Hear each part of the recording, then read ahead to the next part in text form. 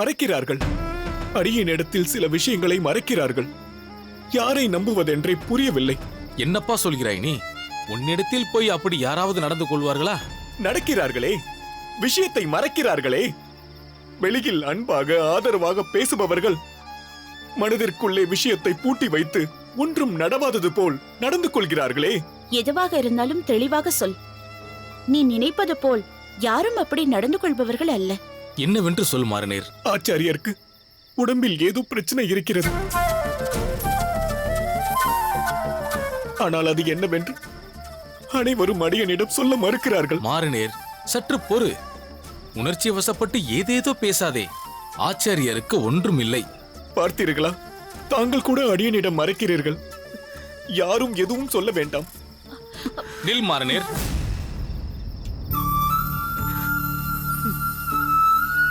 முதலில் இந்த ஜலத்தை பருகு.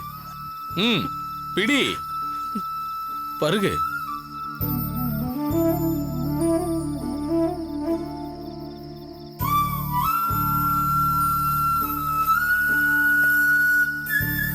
மாறனேர், ஆச்சாரியருக்கு உடம்பில் ஏதும் பிரச்சனை இல்லை.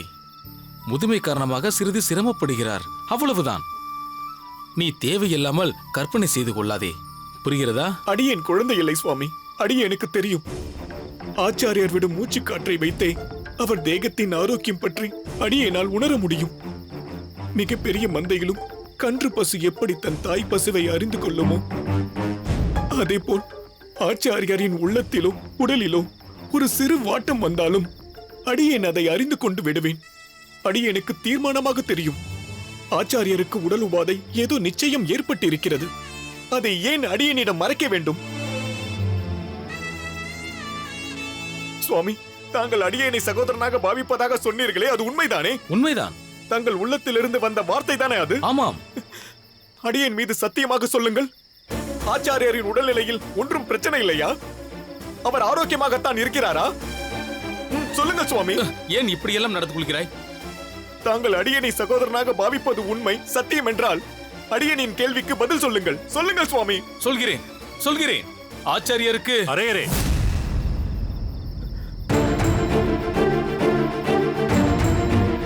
மாறனேர், உனக்கு என்ன தெரிய வேண்டும்? உன் மனதில் என்ன நினைத்துக் கொண்டு இவர்களை தொந்தரவு செய்து கொண்டிருக்கிறாய்? நீ ஏதாவது விபரீதமாக கற்பனை செய்து கொள்வாய். அதை அப்படியே இவர்கள் ஒப்புக்கொள்ள வேண்டும் என்று எதிர்பார்க்கிறாயா? என்ன, உனக்கு மட்டும்தான் ஆச்சாரியர் மேல் பரிவு, அக்கறை எல்லாம் இருக்கிறதா? எங்களுக்கு எதுவும் கிடையாது என்கிறாயா? அது அடியேன் அப்படியெல்லாம் சொல்லவில்லை சுவாமி. போதும். நீ நடந்து கொள்வது அப்படித்தான் இருக்கிறது. ஆச்சாரியரை என் குழந்தை பருவத்திலிருந்து அடியேன் பார்த்து வருகிறேன்.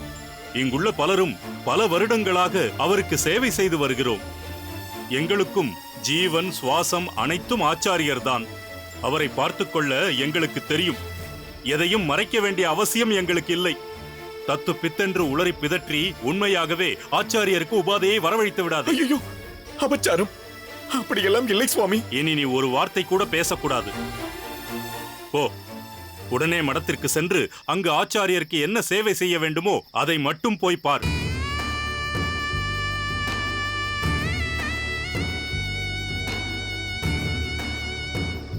பெரிய நம்பிகளே, தாங்கள் இப்படி ஆவேசப்பட்டு பேசி அடியேன் கண்டதில்லையே. என்ன செய்வது அரையரே? பொறுமையோடு பல விஷயங்களை கையாளலாம். சில விஷயங்களை ஆவேசத்தால் மட்டுமே தவிர்க்க முடியும். அடியேன் ஆவேசப்படாமல் இருந்திருந்தால் மாறனேர் திரும்பி போயிருக்க மாட்டான். மிக உயர்ந்த பக்தனான அர்ஜுனனால் குருட்சேத்திர போரில் எவ்வாறு பல பேரை கொல்ல முடிந்தது என்று பலமுறை அடியேன் எண்ணி இருக்கிறேன். அடியேனை மாறனேர் ஆக்ரோஷப்படுத்தியது போல் அர்ஜுனனை கௌரவர்கள் காண்டீபத்தை எடுக்க வைத்திருக்கிறார்கள். சில நேரங்களில் இது போன்ற காரியங்களில் தன் பக்தர்கள் ஈடுபடுவதையும் பகவான் பெரிதும் உகக்கிறார். சாந்த ஸ்வரூபியான பகவான் அசுரர்களை அழிக்க வேண்டிய சூழ்நிலை வரும்போது செயற்கையாக கோபத்தை வரவழைத்துக் கொள்கிறார் என்று புராணமும் இதிகாசமும் கூறுகிறது. அப்படி ஒரு செயற்கையான ஆக்ரோஷத்தைத்தான் அடியேனும் இப்பொழுது மாறனேரிடம் வெளிப்படுத்தினேன். இந்த மாறனேர் நம்பி மிகவும் உணர்ச்சி வசப்பட்ட நிலையில் இருக்கிறான். அடியேன் சற்று தாமதித்து வந்திருந்தாலும் தாங்கள் ஆச்சாரியர் விஷயமாக உண்மையை உரைத்திருப்பீர்கள். பிறகு ஆச்சாரியரின் கட்டளை என்ன ஆவது? மாரநேர் நம்பியை சமாளிக்க இது போன்ற பாவனையான கோபம் அவசியமாகிறது அரையரே. என்ன செய்வது? மிகவும் கடிந்து கொண்டு விட்டோமே என்று சற்று சங்கடமாகத்தான் இருக்கிறது. பாவம் மாரநேர் நம்பி மிகவும் அப்பாவி. உத்தமோ உத்தமன். அடியேனின் பத்தினியால் ஸ்வீகார புத்திரனாகவே அங்கீகரிக்கப்பட்டவன். அப்படிப்பட்டவனிடத்தில் முகத்தில் அடித்தார் போல் பேசிவிட்டேன். இந்த விஷயத்தில் அதட்டல்தான் கை கொடுக்கும். வேறு வழி தெரியவில்லை அரையரே. ஆச்சாரியருக்கு வந்திருக்கும் ராஜப்பிளவை நோயை பற்றி மாரநேர் நம்பிக்கு தெரிவிக்க கூடாது என்ற கட்டளையை, ஆக்ஞையை எப்படியாவது பூர்த்தி செய்ய வேண்டியது அடியேனின் கடமையாயிற்றே. பெரிய நம்பிகளே, தங்களின் ஆதங்கம் புரிகிறது. சங்கடப்படாதீர்கள். தாங்கள் அப்படி நடந்து கொண்டதில் ஒரு தவறும் இல்லை. இருப்பினும் அரையரே, இப்பொழுது மாரநேர் நம்பி முழுவதும் சமாதானமடைந்து விட்டான் என்று எண்ண முடியவில்லை. எதற்கும் எந்த நிலையிலும் அவனிடம் தாங்கள் எதையும் தெரிவித்து விட வேண்டாம். ஆகட்டும் நம்பிகளே. சரி, ஸ்ரீவில்லிபுத்தூரிலிருந்து ஒரு ஸ்ரீ வைஷ்ணவர் வந்திருக்கிறார். மிகவும் வயதானவர், மிகவும் ஞானம் உள்ளவர். நாளை காலை விஸ்வரூப தரிசனத்தை தாங்கள்தான் அவருக்கு செய்து வைக்க வேண்டும். அதற்கென தாராளமாக செய்து வைக்கிறேன். சரி, அடியேன் வருகிறேன். வாருங்கள் சுவாமி.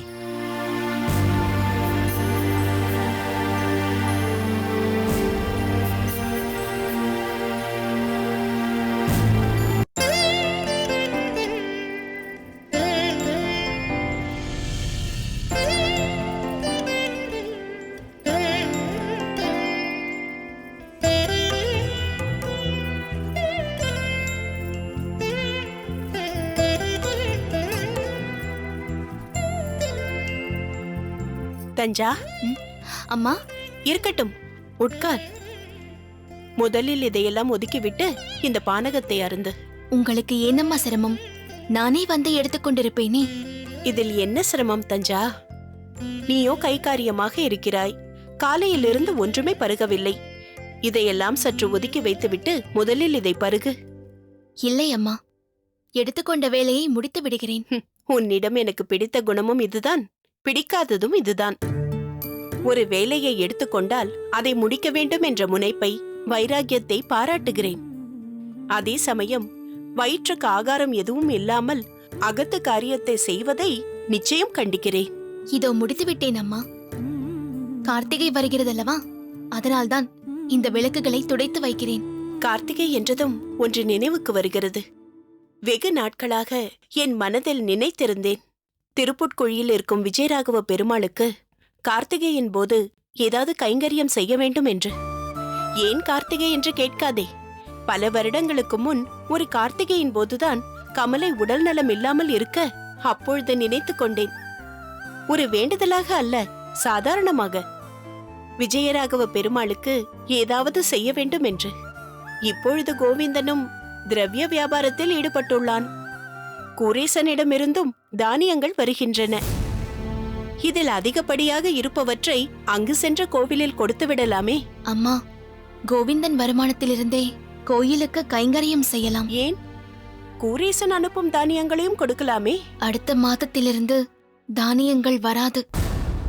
அனுப்ப வேண்டாம் என்று சொல்லிவிட்டேன். என்ன சொல்கிறாய் தஞ்சா?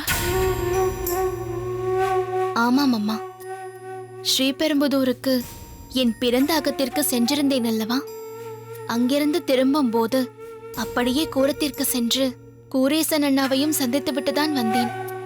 இனி தானியங்களையும் மளிகை சாமான்களையும் நம் மகத்திற்கு அனுப்ப வேண்டாம் என்று அவரிடம் தெரிவித்து விட்டேன். அதனால்தான் இனி கூரேசன் அண்ணா அகத்திலிருந்து தானியங்கள் வராது என்று சொன்னேன். ஏன் தஞ்சா, ஏன் அப்படி செய்தாய்? ராமானுஜனை சம்மதம் தெரிவித்ததுதானே இது? இருக்கலாம் அம்மா, ஆனால் அவர் ஆத்மார்த்தமாக சொல்லவில்லை. கூரேசன் அண்ணாவின் கட்டாயத்தின் பெயரில்தான் சம்மதம் தெரிவித்தார்.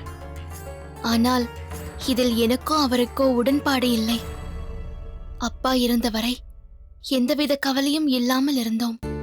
ஸ்ரீபெரும்புதூரில் இருந்தவரை எனக்குள் இருந்த ஒரே வருத்தம் என் நகத்துக்காரர் என்னுடன் இல்லையே என்பதுதான். இங்கோ காஞ்சியம்பதி வந்த பிறகு அவர் பாடசாலைக்கு செல்லும் நேரம் தவிர்த்து மற்ற பொழுதெல்லாம் இங்குதான் இருக்கிறார். அது மனதிற்கு ஆறுதலாக இருக்கிறது என்றால் குடும்ப சூழல் வேறு மாதிரி ஆகிவிட்டது. கூரேசன் அண்ணா என்னதான் வேண்டப்பட்டவராக இருந்தாலும் ஏதோ அவர் நிழலில் நாம் வாழ்கிறோமே என்ற உணர்வை ஏற்படுத்துகிறது. அது மிகவும் சங்கடமாக இருக்கிறதம்மா. நம் குடும்ப சூழ்நிலையை புரிந்து கொண்டு கோவிந்தன் இந்த வியாபாரத்தில் ஈடுபட்டிருக்கிறார். கோவிந்தன் நம்மகத்தில் இருக்கும் பிள்ளை போல்தானே, அதனால் அது எனக்கு தவறாக தெரியவில்லை. அதனால் கூரேசன் அண்ணா நம்மகத்திற்கு தேவையான பொருட்களை தருவதில் எனக்கு உடன்பாடு இல்லை அம்மா. நீ சொல்வதும் சரிதான் தஞ்சா. ராமானுஜன் இதில் ஈடுபடவில்லை என்ற குறை உனக்கு இருக்கிறது. ஆனால் அவன் சொல்வதிலும் ஒரு நியாயம் இருப்பதால் அவனை வற்புறுத்தவோ வலியுறுத்தவோ முடியவில்லை. இப்பொழுது நீ சொல்வதும் சரியாகத்தான் இருக்கிறது. அடுத்தவர்களை அண்டி வாழும் நிலையை யார்தான் விரும்புவார்கள்? மொத்தத்தில் இனி வருவாய்க்கு ஏற்றாற்போல் செலவையும் குறைத்துக் கொள்வோம். எல்லாவற்றிலும் அளவாக இருப்போம். தளிகையில் எப்படியெல்லாம் சிக்கனப்படுத்த முடியுமோ அப்படியெல்லாம் சிக்கனப்படுத்துவோம். இல்லை அம்மா, தளிகையில் எந்த சிக்கனத்தையும் கடைபிடிக்க வேண்டாம். நம் தேவைகள் எதை வேண்டுமானாலும் குறைத்துக் கொள்வோம். தளிகையில் சிக்கனம் வேண்டாம். எனக்கு நன்றாக தெரியும், கோவிந்தன் வயிற்றுக்கு வஞ்சனை இல்லாமல் அமுது செய்பவர். அப்படித்தான் அவரை வளர்த்திருக்கிறார் பெரிய பிராட்டி சித்தி. இப்பொழுது கோவிந்தனின் சம்பாத்தியத்தில்தான் குடும்பமே நடந்து கொண்டிருக்கிறது. அவருக்கு கொடுக்க வேண்டிய முக்கியத்துவத்தை நிச்சயம் நாம் கொடுக்கத்தான் வேண்டும். அதனால்தான் சொல்கிறேன், கோவிந்தன் தான் நம் மகத்தில் பிரதானம். நான் சென்று மற்ற வேலைகளை கவனிக்கிறேன், கொடுங்கள்.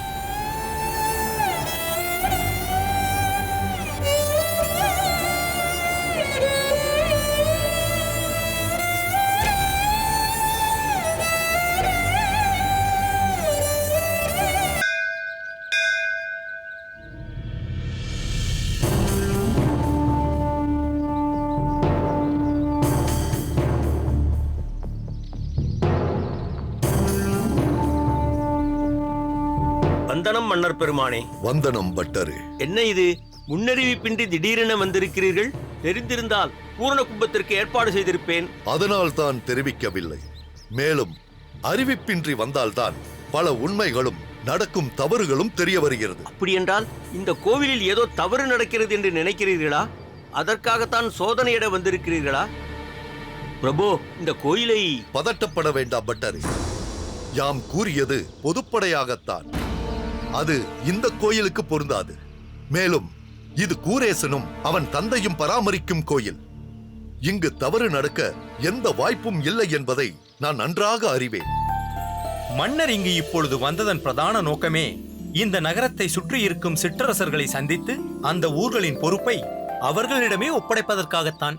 அப்படியா? ஆம் பட்டரே.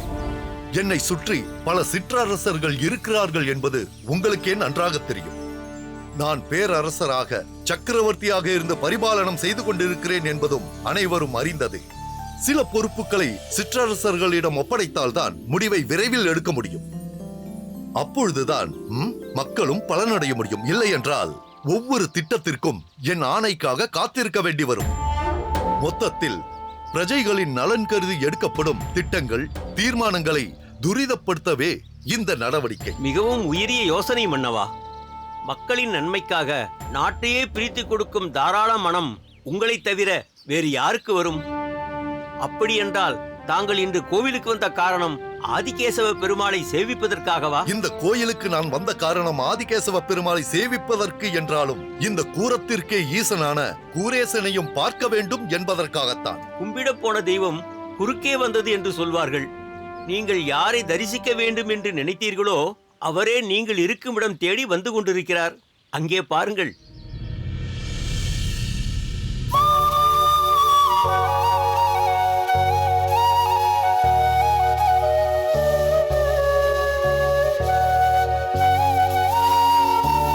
வந்தனம் மன்னவா. வந்தனம் மன்னவா. வணக்கம்.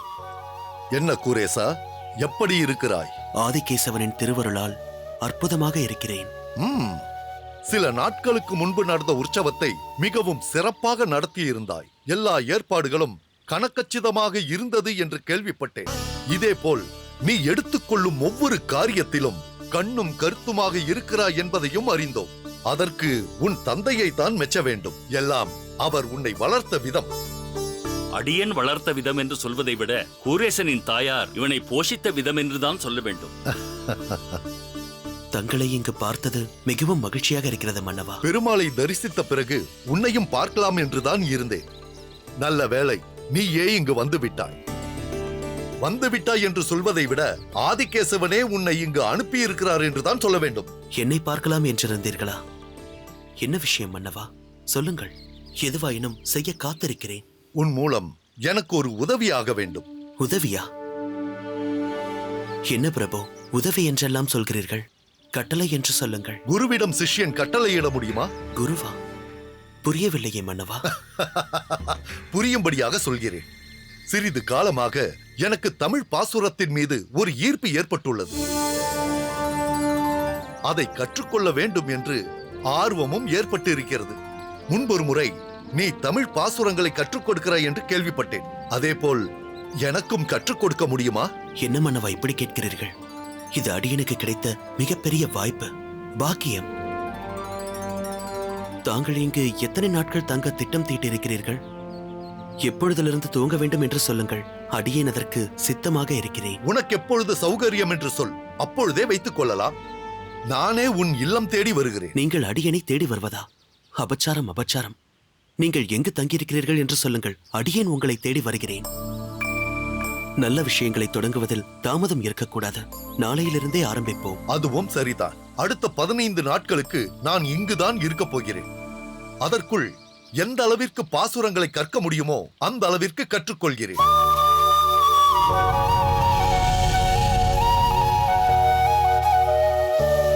உத்தரவிடுங்கள் சுவாமி.